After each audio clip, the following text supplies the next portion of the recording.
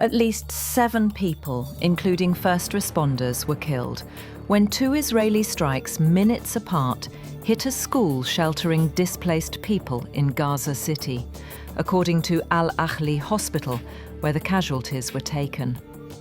Officials there said more than 36 people were wounded.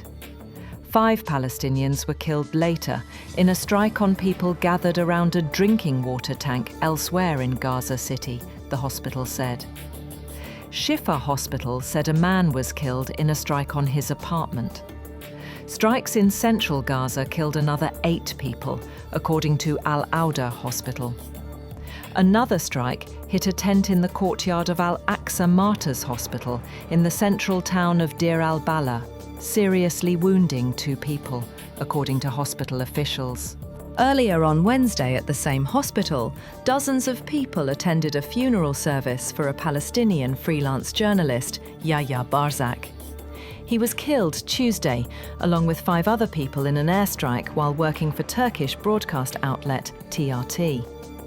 More than 189 Palestinian journalists and media workers have been killed by Israeli fire in Gaza since the outbreak of the war, according to the Committee to Protect Journalists.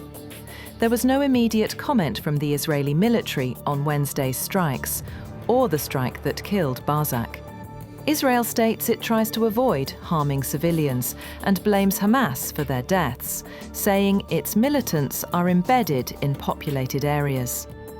The military said at least 7 projectiles were launched into Israel from Gaza, all of which were either intercepted or fell in open areas. There were no reports of casualties. Hamas's military capabilities have been vastly depleted, but it still manages to carry out sporadic attacks. Israel's campaign in Gaza has killed more than 66,000 Palestinians and wounded nearly 170,000 others, according to Gaza's health ministry. The ministry does not differentiate between civilians and militants in its toll, but has said women and children make up around half the dead. The ministry is part of the Hamas-run government. UN agencies and many independent experts view its figures as the most reliable estimate of wartime casualties. The Hamas-led attack on southern Israel nearly 2 years ago killed some 1,200 people and 251 others were abducted.